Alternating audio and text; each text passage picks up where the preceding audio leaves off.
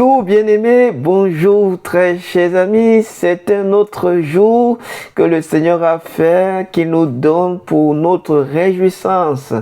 Quel autre privilège que de pouvoir nous retrouver pour, n'est-ce pas, enrichir ce moment quotidien, journalier de réjouissance à travers notre programme matinal quotidien. Un jour, un verset. Je veux croire que chacun se porte bien. Alors, si vous voulez bien, prenons une petite seconde pour bénir le nom du Seigneur. Éternel, notre Seigneur, notre Dieu, nous te sommes infiniment reconnaissants. Quelle grâce de pouvoir nous réveiller ce matin et de bénéficier de ta bonté envers nous. Nous voulons te confier nos vies, nous te recommandons notre journée et nous prions que tu viennes avec nous, que tu nous conduises, que tu nous montres la voie à suivre et que ton esprit nous soutienne dans tout ce qui est attendu de nous le long de ce jour. Fais-le s'il te plaît, pour la gloire de ton nom et la bénédiction de l'humain.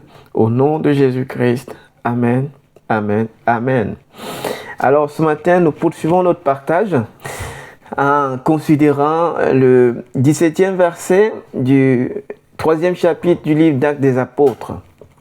Alors je nous ai pris une version ce matin, la version seconde. Le second dit ceci: et maintenant, frères, je sais que vous avez agi par ignorance, ainsi que vos chefs. Et maintenant, frères, je sais que vous avez agi par ignorance, ainsi que vos chefs. Parole du Seigneur. Amen.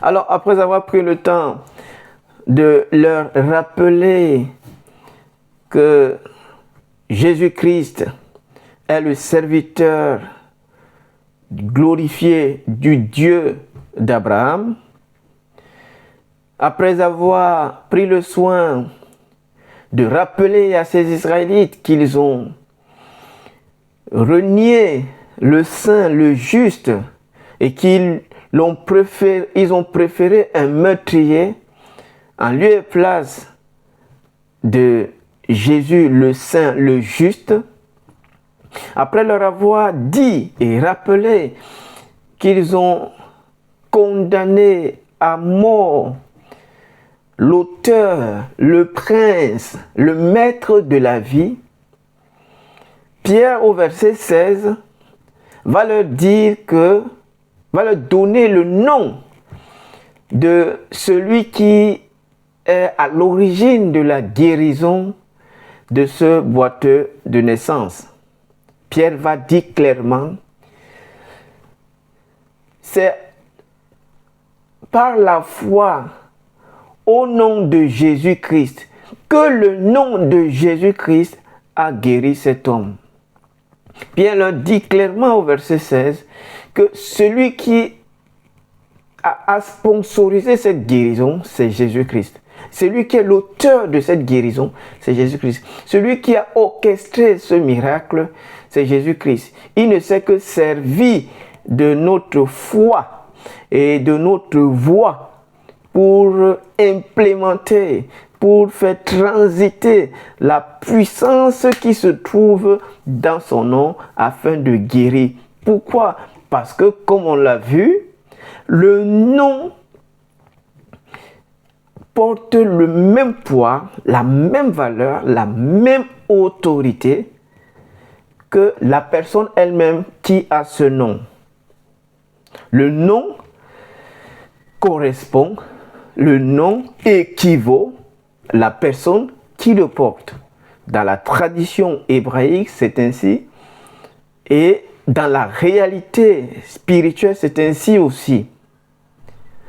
Votre nom vous représente. Votre nom fait office de votre personne spirituelle dont l'autorité est aussi valable et reconnue en l'absence de votre personne physique. C'est ainsi que on va obéir à une circulaire, pas parce que le président est venu nous le dire lui-même, mais tout simplement parce qu'il y a sa signature dans une lettre qu'il a écrite. Ce que nous avons vu hier. Et dans ce verset que nous venons de lire, Pierre, après avoir placé devant eux, dressé un tableau de leurs différentes culpabilités, de leurs différentes mauvaises actions, Pierre ici va dire un truc qui donne l'impression de comprendre ce qui s'est passé. Effectivement, il le comprend. Il dit, ce que vous avez fait là, ce que vos chefs ont fait, ce que le Sanhédrin a arrêté comme décision à l'égard de Jésus, tout cela n'est que le produit de l'ignorance. Tout cela n'est que le produit de l'ignorance. Et nous voulons donc comprendre comment fonctionne l'ignorance. Nous voulons donc comprendre si l'ignorance excuse les mauvaises actions. Nous voulons donc comprendre si l'ignorance a des degrés. Nous voulons donc comprendre si l'ignorance peut être justifiée. Nous voulons donc comprendre si l'ignorance est une question de localité. Nous voulons comprendre aussi si l'ignorance est une affaire de personnes. Nous voulons comprendre la réalité de l'ignorance, l'impact de l'ignorance, les effets de l'ignorance. Et qu'est-ce que l'on peut...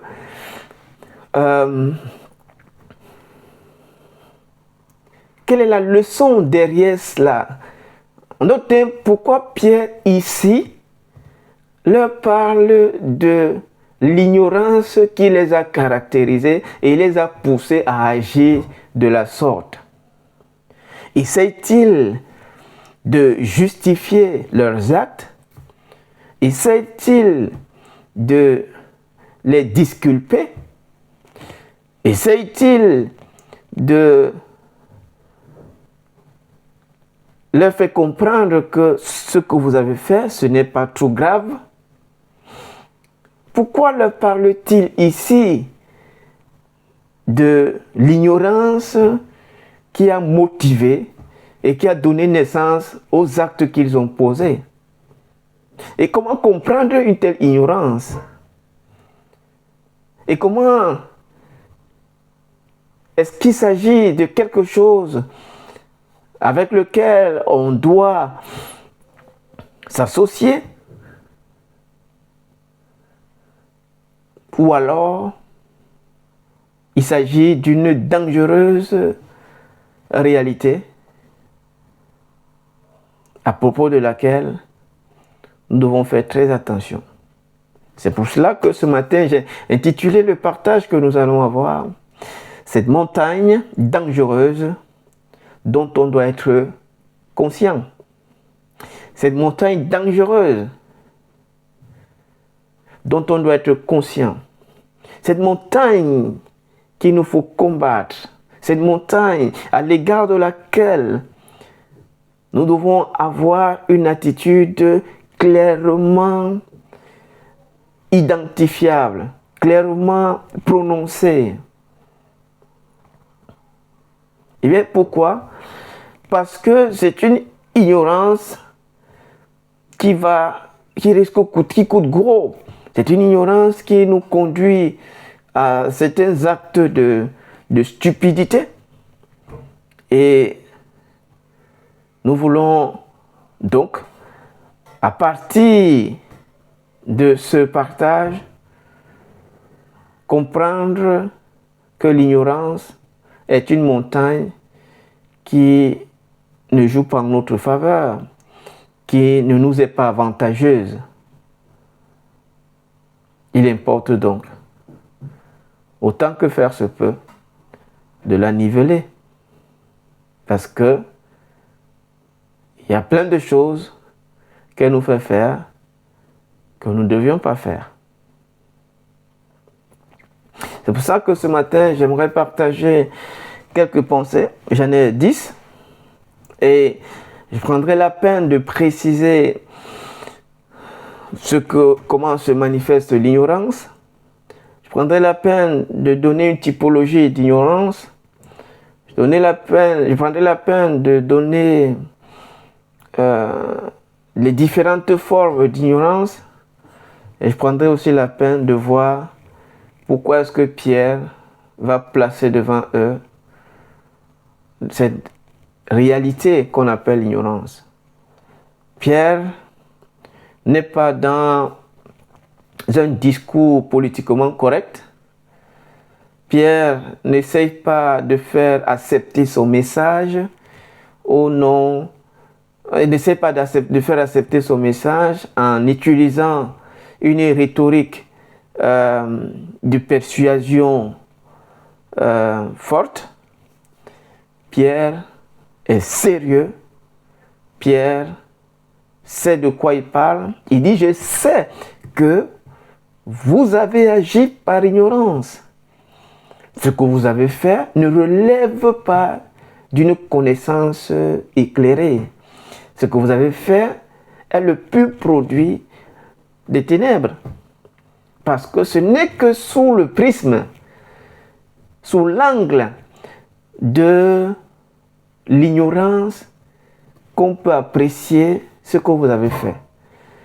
Et qu'est-ce qu'ils ont fait? Mais il a pris la peine, les 4 versets précédents, excepté le 3 versets précédents, en dehors du 16e verset, de dire ce qu'ils ont fait. Et pourquoi est-ce qu'il qualifie cela de fruit et de produit de l'ignorance? Ça ne peut qu'aller de soi. Et vous allez comprendre pourquoi. Donc, premier principe que j'aimerais partager. Rejeter celui dont on a besoin. Mettre de côté ce qui est nécessaire. Faire disparaître ou écarter celui qui est indispensable.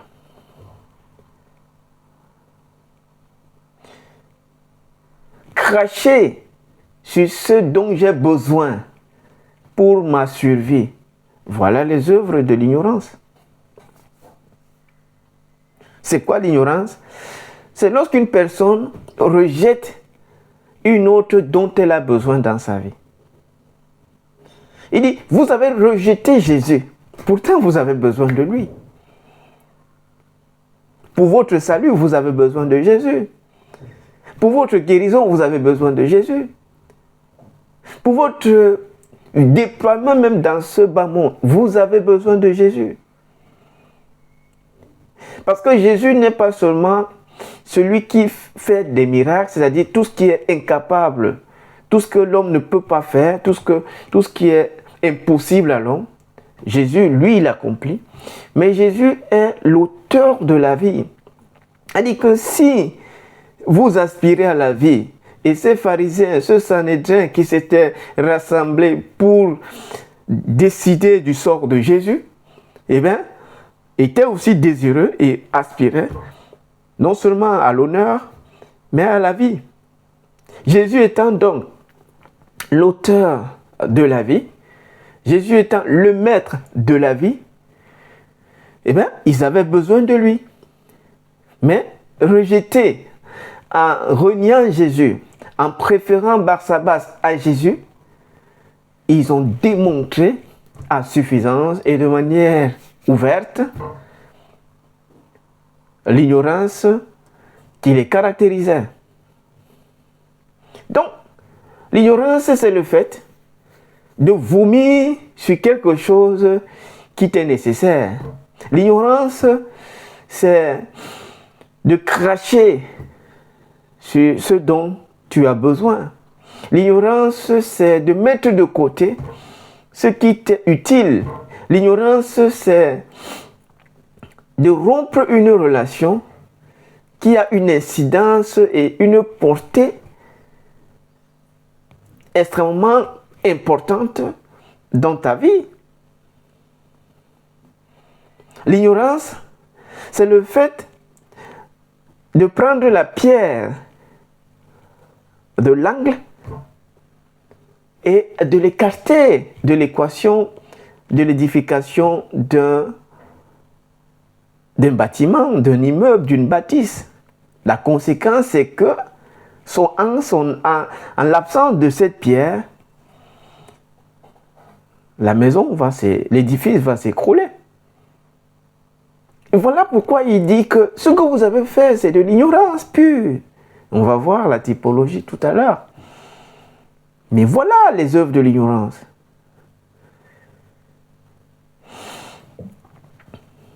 Deuxième principe, et c'est là où je parle donc de la typologie des ignorances. Il y a 4 types d'ignorance. Le premier type d'ignorance, c'est ce que j'appelle l'ignorance pure. En quoi consiste-t-elle? Eh bien, c'est celle qui dit « Je ne fais pas parce que je ne sais pas. Comme je ne sais pas, je ne fais pas. Je meurs en l'absence de l'action qui est justifiée par la connaissance. Je ne fais pas parce que je ne sais pas. » C'est l'ignorance pure. Je ne fais pas parce que je ne sais pas. Je n'en sais rien. Je ne sais pas. Et donc je ne fais pas. Je reste neutre. Je suis dans l'ignorance pure. Le deuxième type d'ignorance, c'est l'ignorance aveugle. Je fais, mais je ne sais pas que ce que je fais est incorrect. Je fais, mais je ne sais pas que ce que je fais est mauvais. C'est une ignorance aveugle. C'est une ignorance qui agit en opposition à ce qui doit être la norme. Donc je fais, mais je ne sais pas que ce que je fais n'est pas bien. Je fais, mais je ne sais pas que ce que je fais n'est pas correct. Je fais, mais je ne sais pas que ce que je fais n'est pas droit, n'est pas juste, n'est pas approprié.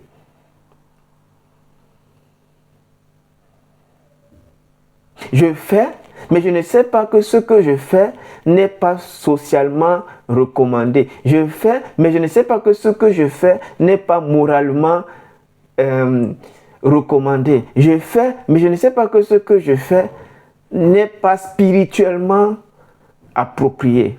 Voilà l'ignorance aveugle. On fait, mais on ne sait pas que ce qu'on fait n'est pas correct. Le troisième type d'ignorance, c'est l'ignorance justifiée.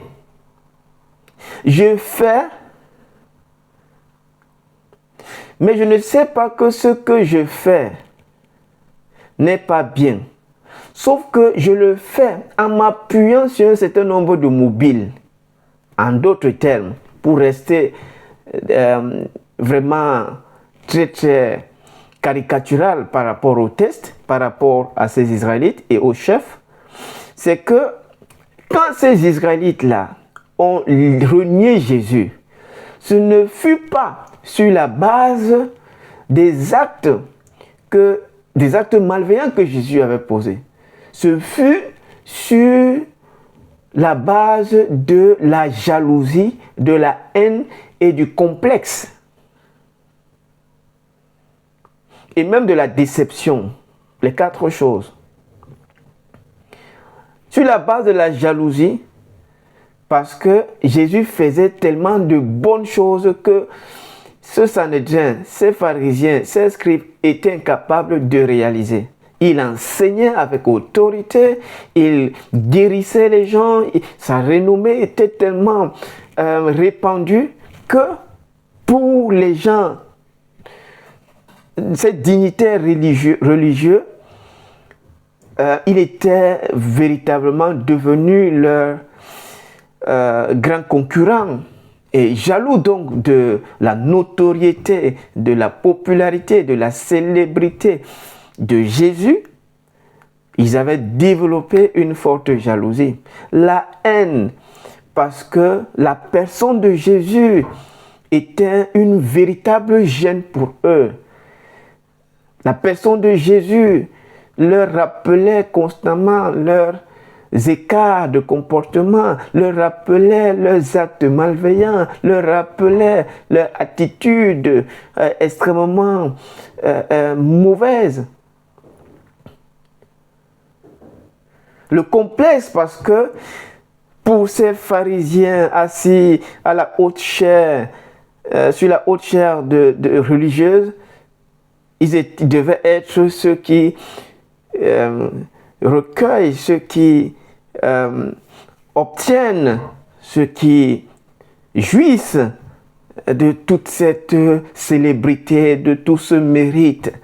Voilà, le pharisien, c'est l'Israélite dans son amour pour la gloire, pour la connaissance, la lumière, pour voilà être celui qui, la lanterne sociale, la lanterne morale. Et comme Jésus, lui, était effectivement celui qui bénéficiait donc de toute cette notoriété, le peuple l'aimait, il était attaché au peuple, ils étaient vraiment complexés. Et la déception parce que quand bien même ils faisaient tout ça et qu'ils pouvaient au moins les libérer du joug romain qui pesait sur eux, peut-être que à ce moment-là, il lui aurait accordé la place que, par exemple, Moïse pouvait avoir ou a eu dans le cœur du peuple d'Israël, soit à la sortie de l'Égypte. Et voilà l'ignorance donc justifiée. C'est une ignorance qui s'appuie sur des mobiles, sur des mauvais mobiles, bien entendu, pour se manifester. Elle va donc faire quelque chose, s'appuyant sur ces mobiles, comme je viens de le dire là, mais elle ne sait pas que ce sur quoi elle s'appuie pour agir n'est pas fondé, est très fragile et n'est pas correct.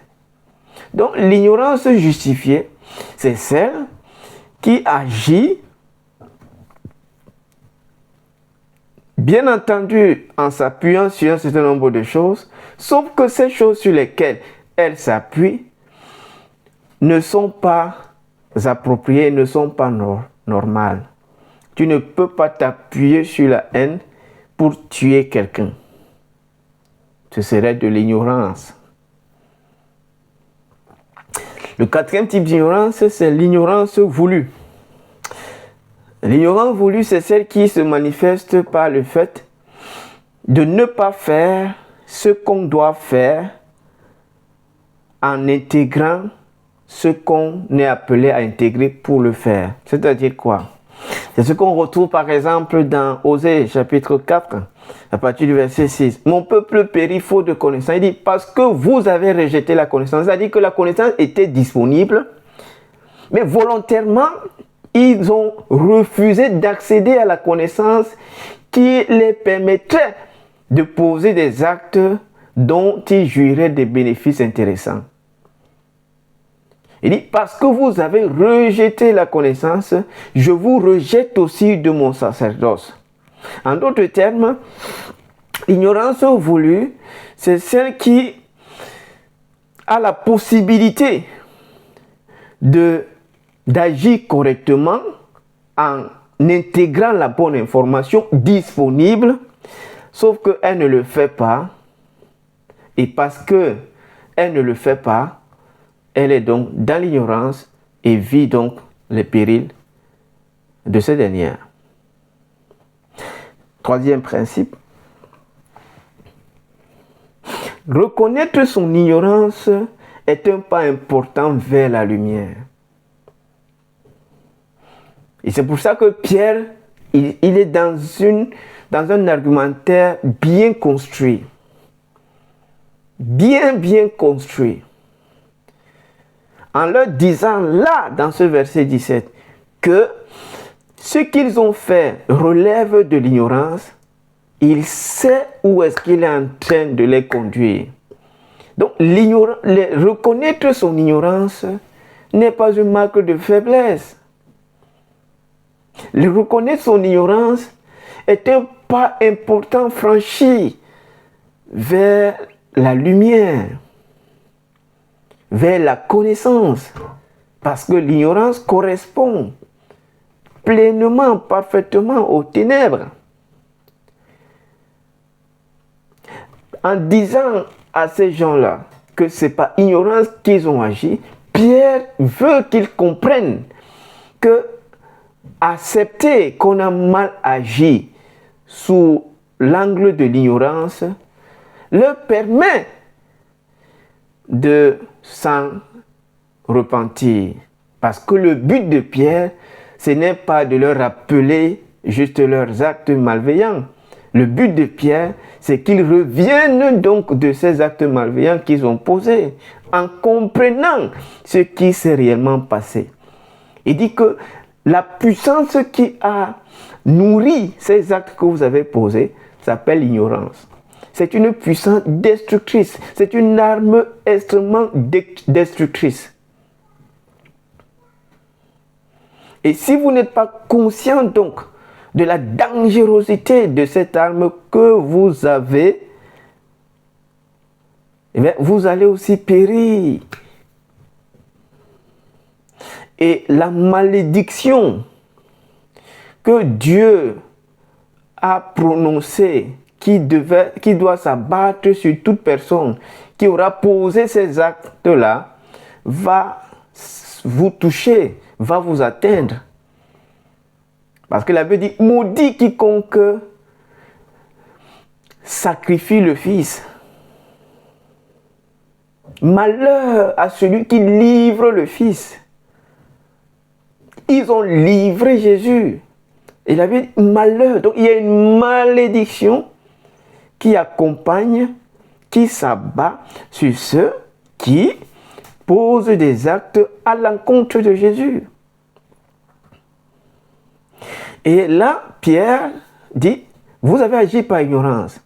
Donc, si vous voulez sortir de la malédiction qui est sur le point de s'abattre sur vous, première chose, reconnaissez que ce que vous avez fait. En fait, je vous informe. C'est pour ça qu'il dit, je sais. Pierre n'est pas en train de tergiverser. Il n'est pas dans la tergiversation. Il est dans l'affirmation ferme. Je sais que ce que vous avez fait là, c'est par ignorance que vous l'avez fait. Je sais. Pourquoi? Parce que quelqu'un dans son sens normal ne peut pas faire ce que vous avez fait. Il n'y a que l'ignorance pour expliquer cela. Il n'y a que l'ignorance pour comprendre cela. L'ignorance, c'est la source qui a donné naissance à ce genre de stupidité que vous avez manifesté, orchestré, implémenté, actionné. Et donc, c'est un pas important franchi quant à reconnaître son ignorance. Quatrième chose, prendre conscience de son ignorance ouvre la porte à la repentance. Le but de Pierre, c'est que il n'y a que la repentance pour sortir de la malédiction liée à l'ignorance.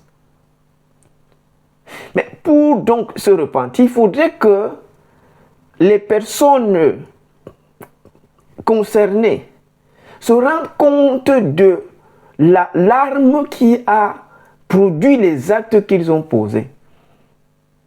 Et cette arme donc, c'est l'ignorance. Et donc, si reconnaître son ignorance est une porte vers la lumière, prendre conscience de son ignorance ouvre la porte à la repentance. C'est-à-dire que là, je reconnais vraiment comment je peux fermer le puits qui me permet de boire de l'eau, à partir duquel je puise de l'eau. Comment je peux fermer le robinet qui me permet d'avoir de l'eau? Il n'y a que l'ignorance. pour justifier cela. Cinquième principe. L'ignorance est l'aveuglement qui consiste à croire que les ténèbres sont la lumière et la lumière les ténèbres. C'est ça l'ignorance. C'est un aveuglement profond qui consiste à croire que les ténèbres, c'est-à-dire les mauvaises actions qu'on pose, sont correctes, sont normales. On pense que marcher dans les ténèbres, c'est vivre en quelque sorte dans la lumière. C'est-à-dire poser ces actes qu'on a posés. Pour ces Israélites-là, pour ce Sanhédrin-là, en livrant Jésus sous prétexte qu'il a blasphémé Dieu, il pensait pouvoir bien faire. C'est Paul qui le dit. Hein. Il dit, je pensais être dans la vérité quand je combattais ces gens qui parlaient au nom de Jésus, qui disaient que Jésus était Dieu. Il pensait être dans la vérité, alors qu'il était en train de perpétrer des actes macabres. Sixième pensée, la repentance permet de voir et de reconnaître la laideur des ténèbres et la beauté de la lumière. Voilà ce que la repentance produit. La repentance est un carrefour qui nous révèle chaque chose dans sa nature, dans son essence et dans sa finalité, c'est-à-dire le but qu'il poursuit, le but qu'il accomplit. C'est ce phénomène. Donc la repentance, elle nous révèle la laideur des ténèbres. Elle nous montre que les ténèbres sont mauvaises, elles sont laides. Et elle nous montre que la lumière est quelque chose d'extrêmement merveilleux. La lumière est belle, la lumière est ravissante. La lumière, c'est quelque chose de merveilleux, de magnifique. La repentance produisant donc cela va développer en nous une posture qui consiste à courir après ce qui est beau, ce qui est merveilleux. Donc, à aller vers la lumière. Septième principe. Il n'est pas possible de tout connaître à propos de tout dans la vie. Voilà, parce qu'on parle d'ignorance, quelqu'un penserait que il faut connaître tout. C'est impossible de tout connaître à propos de tout dans la vie. Nous sommes appelés à connaître éternellement, c'est-à-dire qu'on est des éternels étudiants, apprentis. Et on ne peut pas tout connaître à propos de tout. Une telle entreprise est suicidaire. Le sage l'a dit. Trop de science est une fatigue pour le corps. En d'autres termes, c'est épuisant et c'est inatteignable. On ne peut pas épuiser la connaissance. Donc, huitième chose, ce n'est pas une mauvaise chose que de rappeler aux autres leurs actes d'ignorance. Pierre leur dit que ce que vous avez fait, c'est l'ignorance qui vous a conduit à le faire.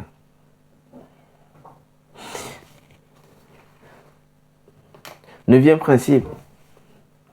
Il y a 4 formes d'ignorance. On a parlé des types, mais il y a 4 formes d'ignorance. La première forme d'ignorance, c'est l'ignorance individuelle. C'est-à-dire que je peux voir de la façon incorrecte quelque chose. Je peux comprendre de la mauvaise manière. Je peux agir de la mauvaise. C'est moi, c'est l'individu.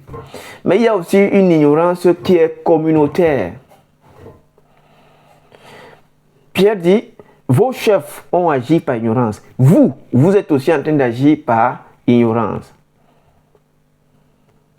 Il dit, vous avez agi par ignorance. Ce n'était pas un individu isolé qui le faisait. C'était un groupe. Donc, il y a l'ignorance individuelle, il y a l'ignorance collective, il y a l'ignorance transgénérationnelle.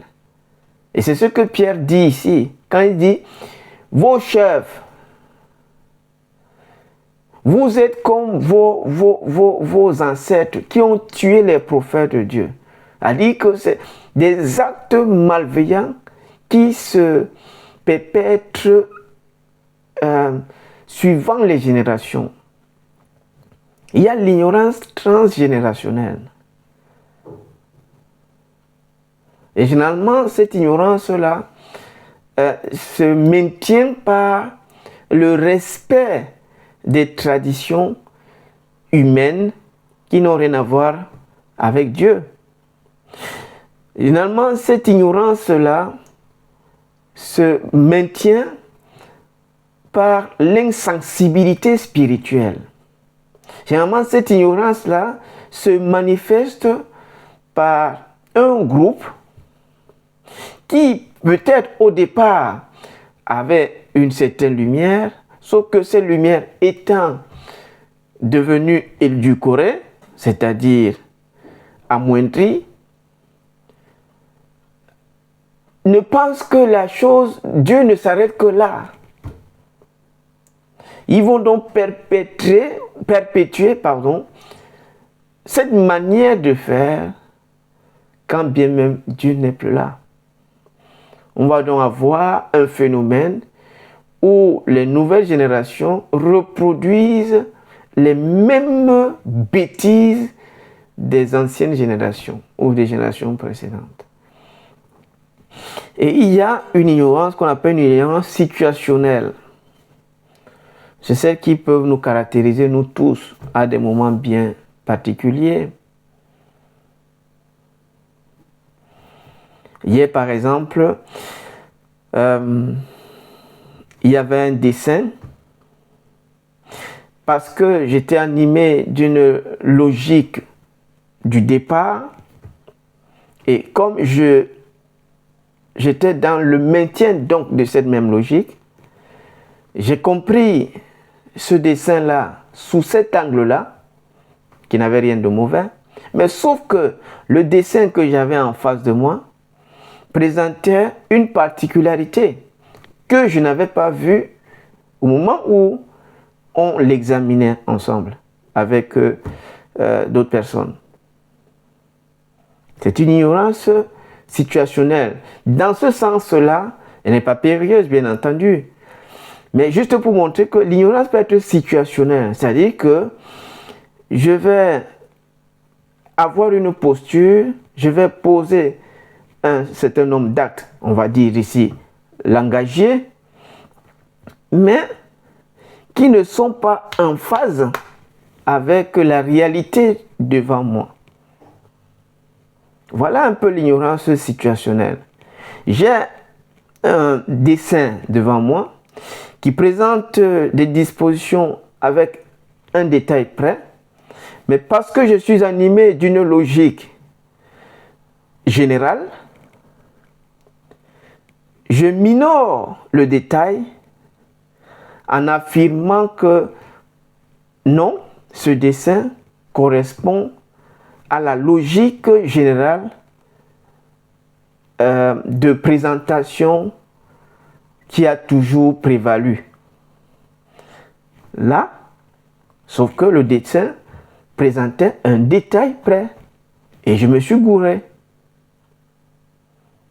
Voilà une ignorance situationnelle. Et quand on regarde, on voit que oui, il y avait un petit détail près.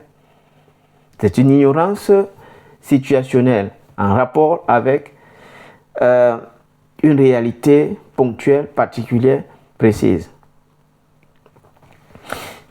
Dixième chose,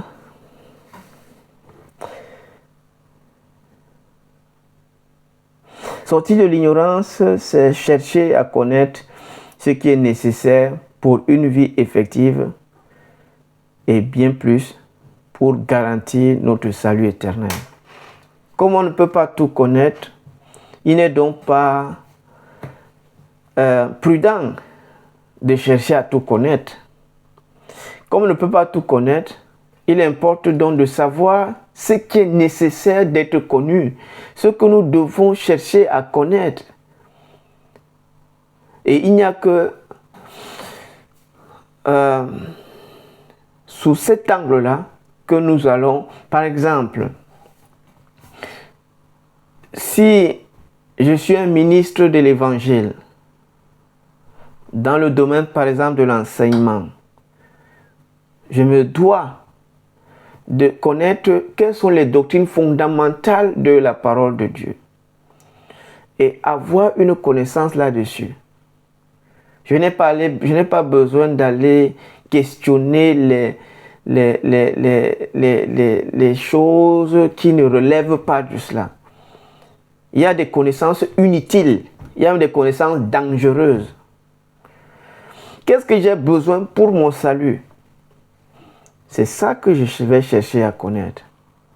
Quels sont des actes qui permettent de vivre mon salut de manière effective sur la terre? C'est après cela que je vais chercher, je vais courir. C'est ça que je vais chercher à connaître. Prions donc que nous soyons chacun à son niveau. Par exemple, on est marié. Il y a des principes qui gouvernent la vie conjugale. Ne pas les connaître va nous conduire à un certain nombre d'abus. Et donc, si je veux réussir dans ce domaine, parce que je suis du domaine, il importe de connaître ces principes et de les appliquer.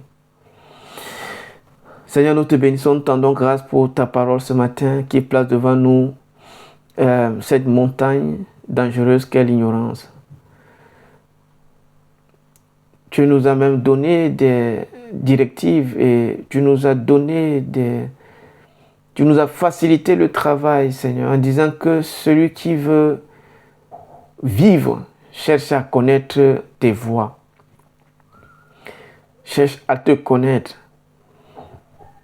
Seigneur, nous prions que, suivant le domaine dans lequel chacun de nous se trouve, qu'il intègre les éléments nécessaires pour la vie dans ce domaine, pour l'effectivité dans ce domaine.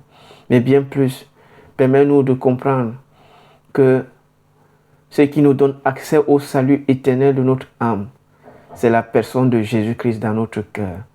Et d'embrasser cette vérité, d'embrasser cette connaissance, même au prix de notre chair, de notre religion, de notre posture, de notre position, de notre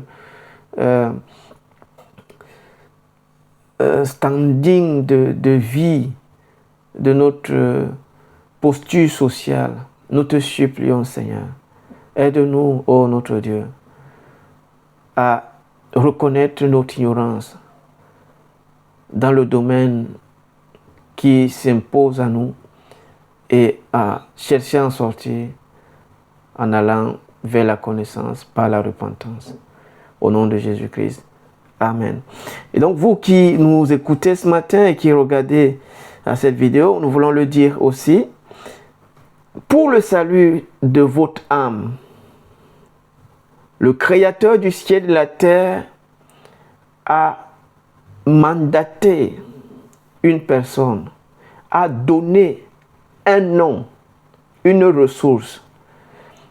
C'est la personne de Jésus, c'est le nom de Jésus-Christ et c'est la vie de Jésus-Christ. Si vous aspirez au salut éternel de votre âme, si vous voulez hériter de la vie éternelle, alors cette ressource est indispensable dans votre vie. Ne pas connaître Jésus comme celui qui donne la vie éternelle et le connaître juste comme un prophète ne vous aidera pas. Vous restez dans l'ignorance si vous ne voyez Jésus comme un simple prophète. Il est l'auteur de la vie. Il est le nom du Seigneur qui sauve. C'est lui qui porte et c'est lui la personne désignée pour sauver l'humain. Ne pas confondre l'instrument et la source de la vie. Dieu peut utiliser et a utilisé des hommes de toute génération dans l'histoire de l'humanité. Mais Jésus-Christ, c'est la personne unique désignée par le Créateur du ciel et de la terre pour donner la vie, pour sauver l'âme de l'homme. Et donc ce matin, vous avez la possibilité de garantir le salut de votre âme. Pas en apprenant une philosophie, quoi qu'elle soit bonne, pas en allant après des connaissances variées sur le cosmos, le mysticisme, la mystique. Non, Jésus-Christ, c'est la personne que vous devez connaître, que vous devez recevoir dans votre cœur. C'est sa présence dans votre cœur qui vous garantit le salut éternel. Ne pas connaître ces vérités, vous pouvez connaître toutes les autres choses, vous resterez dans l'ignorance de la chose la plus importante de votre passage dans ce bas monde. Alors si vous voulez prier, vous pouvez, à défaut de parler directement par vos propres mots, vous pouvez faire cette prière avec moi. Seigneur Jésus, ce matin je reconnais que tu es le prince de la vie, l'auteur de la vie, la source de la vie. Et je veux la vie, je veux garantir mon âme éternellement auprès du Père. Pour cela, je t'ouvre mon cœur et je t'accepte comme Seigneur et Sauveur et comme source intarissable de la vraie vie, la vie même de Dieu. Au nom de Jésus-Christ, Amen. Dieu vous bénisse et retrouvons-nous demain pour un autre moment de partage de la parole du Seigneur. Paix dans le Seigneur.